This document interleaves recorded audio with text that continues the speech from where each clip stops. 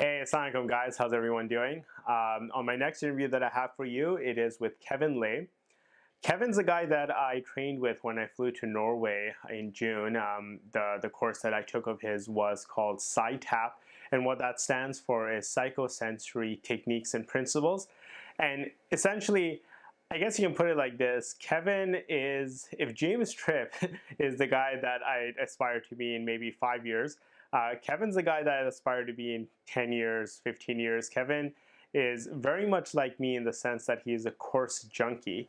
He travels just, obviously a lot more than I have, but he travels and takes other people's trainings and workshops, always, making sure that he's cutting edge and he's on the bleeding edge when it comes to the techniques and principles around change work.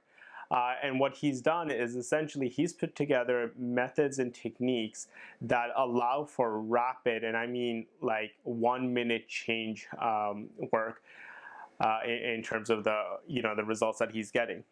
But we're going to get all into it, and also Kevin's going to speak about some of the neuroscience, the neuroplasticity of the way the brain works, and what actually allows these rapid changes not only to happen, people to break through addictions, break through even anxieties and depressive states, but not only to break through that very quickly, but also for those states to actually last permanently. And Kevin's really good at following up and making sure that the change does stick.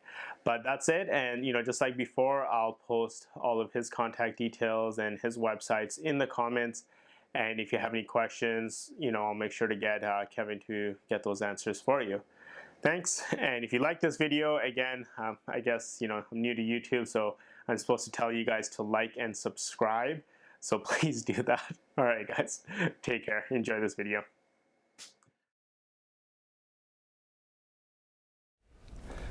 Hey guys, assalamu alaikum. How is everyone doing?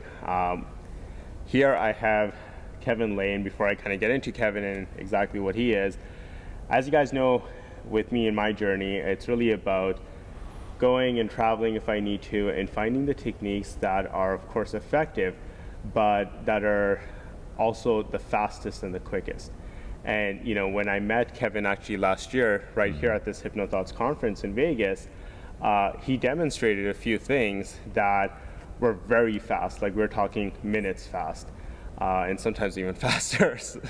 Second. Yeah, second, right? So I kind of want to get into that, but before I do, Kevin, just like a quick, 30 seconds of what it is that you've been up to, your past, wherever you feel comfortable sharing. Okay, history-wise, ex-military, ex-corporate, was a stuntman for a little while. I've done all kinds of things, and when I was in my 40th year, I developed an illness and got treated for that, and I was a lot of pain afterwards, and somebody taught me self-hypnosis, and I was really skeptical because my background is science, physics, engineering, and when I found it worked I was totally amazed. It was like, oh my god, this is incredible. I then went to learn hypnosis, not to become a hypnotherapist, but to use the language patterns in business and negotiations and sales, and then I found myself more and more moving into coaching, quit my corporate world, did NLP then, CBT, psychotherapy, everything. Yeah. I spent EMDR. I was Callahan's prodigy for quite a while. He was the guy that developed energy therapy with TFT. So I kind of got into a whole loop with it. And the one thing that I always tried to do was create a one-session therapy process. And then a couple of years ago I learned a system called Havening. The system's good. I kind of fell out of love with little elements of it, so I then thought, well, why am I teaching other people stuff all the time? And somebody said, well, why don't you create what you do? Mm-hmm. And I thought, yeah, why not? Why don't I? So I developed this system, and I called it Psy-TaP, because it's not really therapy, it's techniques and principles. That's what the TAP stands for, not tapping. And it's psychosensory because we respond psychologically to sensory input, whether it's visual, auditory, kinesthetic, olfactory, gustatory. We respond that way, and we need techniques and principles that can help eradicate problems as quickly as possible. Yeah. We do that because the brain's changing. We now have Amazon Prime, Amazon Now, next day delivery, just-in-time deliveries. You know, people want things instantly. They're used to emails, SMS, and people don't even like writing emails. You know, they'd rather text because they know that an email, somebody may open it that day. If they send a text, they're likely to get it opened within a couple of minutes. So, you know, we're just everything's changing and everything's speeding up, everything's getting quicker, and it's just the way that the brains are forming. And the whole idea now of going to see a therapist for 6, 8, 10 sessions, or sometimes even years of potential therapy, it's no longer valid in today's society. Oh, 100%. Yeah. I mean, even sometimes for myself, I've had individuals come into kind of my office, Yeah. and they may have been going to a therapist for a while. Yeah. You know, one case I can think of for about a year. Yeah. And it was just the one session, and what I really worked on was give her a different access to a physiological state. Yeah. Right, in which she felt empowered, in which she felt resourceful. Yeah. And that's all that she really needed. Right? Exactly. Yeah. I remember a doctor in psychology, Ross in Michigan, who gave me a patient that he'd had for 9 years, and it was a trauma. And when she deconstructed it, you know, she'd had 9 years of talking therapy and psychotherapy and psychoanalysis, and using the systems that I use. In fact, not even the newer, the quicker stuff that we've got. 25 minutes, and it was gone. Yeah. And with follow-up, we've maintained that it's gone. Because I'm a scientist, I like evidence, so we have a computer-based program that we use to trial and test the stuff, and we've shown that on a trial of 66 initially, then 120, we get very comparative results, but we get an average of a 70% reduction in stress and anxiety and trauma in one session at less than 10 minutes, and that sticks, it holds after 6 months, 9 months, 12 months, which is the follow-up periods. So we've got the clinical data and the clinical evidence to support it.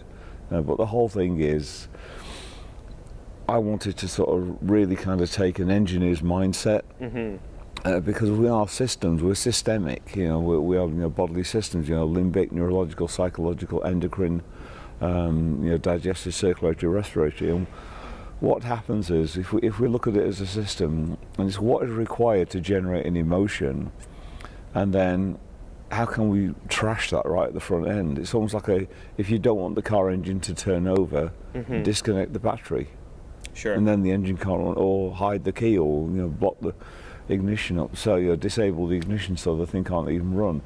And we use neurology, neuroplasticity, neuroscience, and the human biology factors to build into this.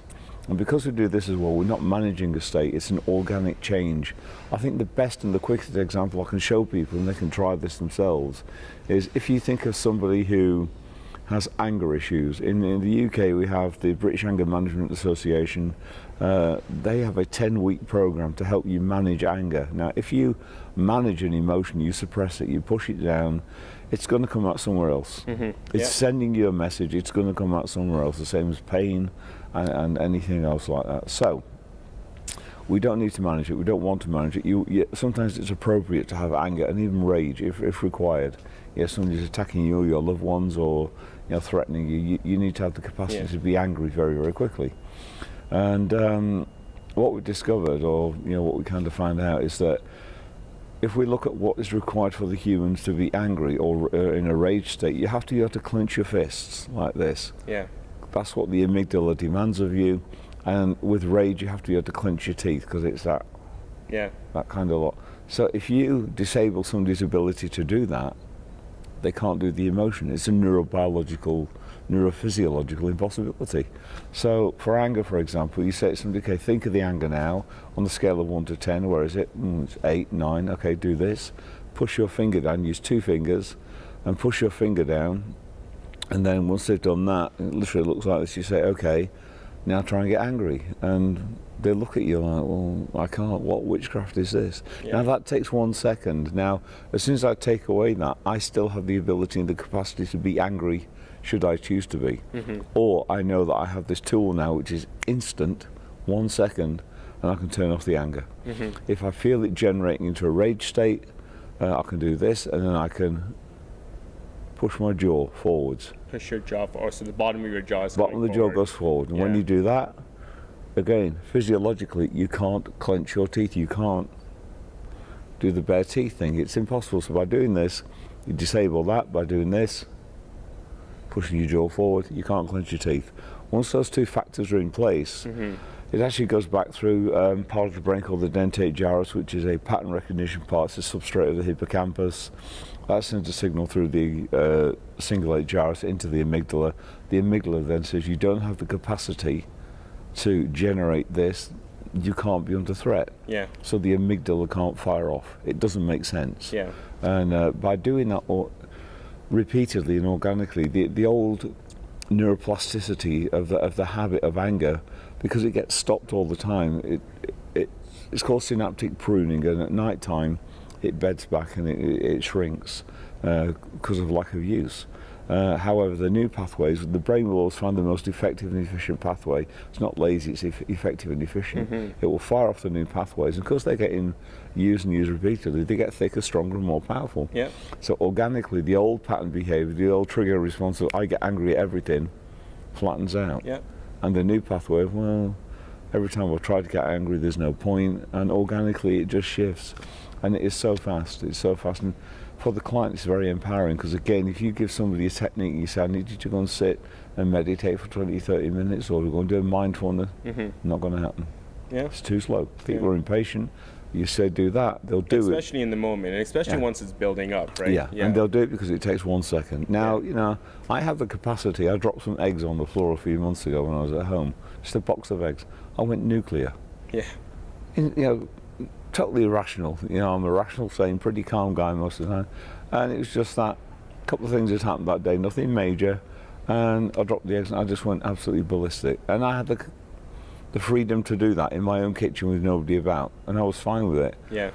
You know, gave it a few seconds. You know, I thought, okay, I'll scrape bits up off and put it in a jar and I've got an omelette, you know, for later. And I can go and buy some more eggs and the walk will do me good. So, you know, you kind of frame around it, but I still have the capacity.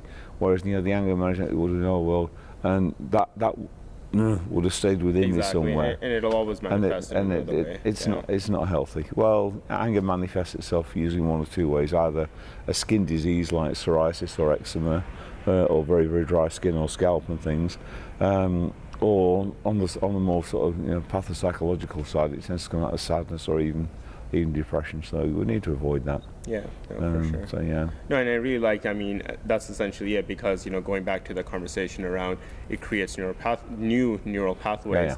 What I really enjoyed was actually something I got from Melissa's classes, and it's really just a simple metaphor that, you know, if you've always gone the same path, you know, the anger pattern, if you will, is the same path, right? By you putting this roadblock, it kind of forces the brain to figure something else out, right? And as you said, it's always going to figure out something that's better. It's going to go for the most efficient and most effective pathway, and safe, because as long as it's safe, then that's what it will do. Well, really, that's what we are. It's about looking for safety and keeping us alive. Right? Our whole process, our limbic process, our unconscious process, if you want to get into that element of it, its prime directive is keep you alive.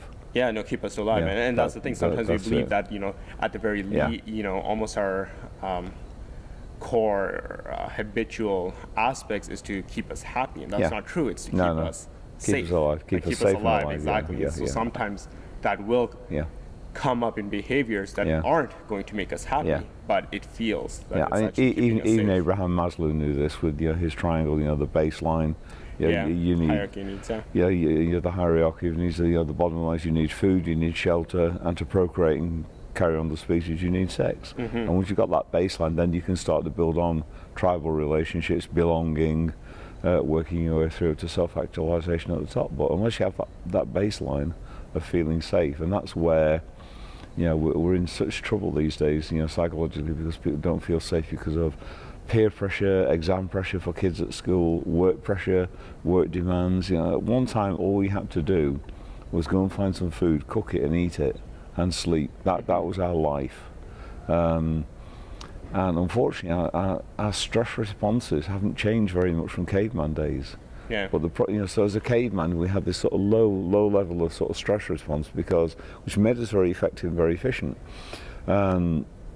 But then, what happens now with kids? Kids are great because they have a low level of stress in the main. There are unusual cases, but in the main, they have a low level of stress. Then they go to school. Then they get told, well, you're not very good at art, or you get picked last for sport. So they then start to get stressed about that. Then they get the exams coming in, the SATs, and they go up even higher. Then they start getting relationships, and these become the new baselines. So whereas it really should be down here, it's like the old boiling a frog thing, where if you put a frog in a pan of hot water, it'll just jump straight out. If you put it in a pan of cold water and turn the heat on slowly, it will boil itself to death because it's not aware of the change. It's the same with this. It's very insidious. It creeps up, and eventually it gets to a point where we accept that. And you say to people, "No, I'm not stressed. I'm handling everything okay," and really, their neurology is firing off all over the place, and they feel very unsafe. And that's where the damage gets done. It's exhausting. That's why they're tired all the time. Their amygdala is constantly sort of pulsing out, and there's no rest. And burnout is a major thing. Huge. Amongst my friends, my colleagues. I see it, Yeah. and it's exactly that. It's because we've kind of gotten used to living this life of being in a depleted state. And I mean, like myself and you, we both did the heart math training. We talked about that, right? Yeah, absolutely. And burnout happens because they don't see the small signs. It's like, oh yeah, that's no issue, right? They kind of ignore it. But just final couple questions. Mostly just interested in what's next for you. I know you're working very closely with a bunch of medical associations in the UK. And kind of bringing this to this, and just to give you an opportunity to speak about the trauma. We have a very nice opportunity in the UK with the College of Medicine, which is primarily doctors, and they've brought in integrative medicine. But the first time we're going to be setting up using two of my doctors who are trainees of mine, and we're going to be creating a program for doctors using the Psy-TaP techniques delivered by doctors for doctors, and then I'll be still dealing with the complementary and the other elements of it. But I'm developing other courses, a course on traumatization based on the work of Bessel van der Kolk, who's helping me with that, and a couple of addictions, because again, addictions are changing. I think the perfect example of this is gambling addiction. I mean, we're in Vegas, and any of the people that are at the tables or the pits downstairs, you could probably fix those relatively easily. However, it's the people that are addicted to being able to go onto the phone and just pick it up and just gamble. Instant gamble. Conventional techniques aren't working with that, because I've tried. And my two books are about addiction, so I'm kind of I hate the phrase expert, but it's an area of knowledge that I have. And when I've tried to deal with them, when I've done the follow-up work later, it's failed. Really? And I hate that. So there's something happening in the brain with addiction. It's the nucleus accumbens, more specifically the right caudate nucleus, that gets activated. The dopamine drive kicks in. The satiation is appeased temporarily, and everything's okay in the world. But there's something different happening when it's digital, and that's what we've got to look at. And I think my biggest fear for the future is virtual reality. We're seeing it, we're hailing it as though it's going to be amazing. Now, if a kid's got something like this, a tablet in front of it, and it's engrossed in the tablet, that's okay, because it's still at the peripheral vision, has an awareness that there's a carpet, table, that there's stuff around it. The moment you actually lock that into there, and everything's screened out, the brain can't differentiate between what's real and imagined. That's real scary. So if you're being chased by a dinosaur, your amygdala is going to be on fire. It's not healthy. I know exactly. So I'm one of my hobbies is a gamer, right? I don't get, fortunately, as much time as before, and I have a VR setup. And I know that if I spend 20 minutes, even 10 minutes even, in a video game that is in virtual reality, when I take the headset on, I need a few moments to kind of reorient myself to this reality, right? But the issue is with the children, and of course they don't have that capacity to recalibrate. The cognitive state isn't fully online, especially if it's and you see kids at 5-6 years old doing this. And I get it's not good, I get a lot of parents who sometimes bring, want to bring their children to me, right? And often before, my approach was it's usually the parents that need the work, right? And while that's usually sometimes the case, I'm finding the kids actually are beginning to have these symptoms, and every single time I can link it so far, right? But I can link it back. They're essentially they're being raised glued to the phone. So take away their electronics, you're going to take away the root of all the problems. Yeah. But that also creates its own stress. Yeah. Because there's that deprivation, and there's that, what have I done? Well, it's a punishment. Yeah. So you have to be able to fill that void. I call it a void. So you have to replace and fill it with something with something else. Yeah. It's cool. very important. Where can people learn more about what you're doing or get in touch with you? What do you recommend? Well, I'm actually purely on a quality control basis. I'm the only trainer of Psy-TaP in the world. I will have 2 doctors teaching it, 4 doctors. I was traveling around the world, but I'm getting a bit older now, and it's sort of less. So I'm limiting it. It's going to be kind of exclusive. Everybody else is trying to get their stuff out everywhere. I'm kind of going the opposite way, bucking the trend a little bit. So next year in the UK, I'm doing 1 training. It's going to be residential at a 14th century manor house in the British countryside, a 25-acre estate with a lake and Michelin star chef, and so it's going to be fabulous. But it's not going to be inexpensive, but it's not going to be out of reach anyway. And it will not only be therapists and practitioners coming on it. There will be company executives that will need to de-stress. We're taking over the whole hotel, so we'll own it for the weekend or the 2 days that we're doing it. It's a 2-day training. It's going to be a couple of £1,000, maybe 2.5. We need to do the final numbers yet, but it's not out of reach. I mean, a lot of NLP trainings are that kind of. Spend more than 50 grand between everything I've done in the years. Exactly. So it's not out of reach, but it's also it's not a £200 course either. And the details are on Psy-TaP. That's psy-tap.com, psy-tap.com. My name is Kevin Laye. You can Google me. There's lots of stuff on YouTube that you can kind of find about how I work as well, so you can see things in action. I mean, I've given you 1 technique today, but literally we have 2 days really, really full on science-backed and evidence-based stuff. That's the nice thing, is we show a technique and then look, here's the science behind it, so it's not woo-woo. It's we call it evidence-based miracles. It looks miraculous, but okay. Well, what's a miracle, right? Here's that's a different conversation. Here's the evidence to support it. So it's good and it's new and it's fast, and that's what the world needs. Yeah, no, for sure. Yeah.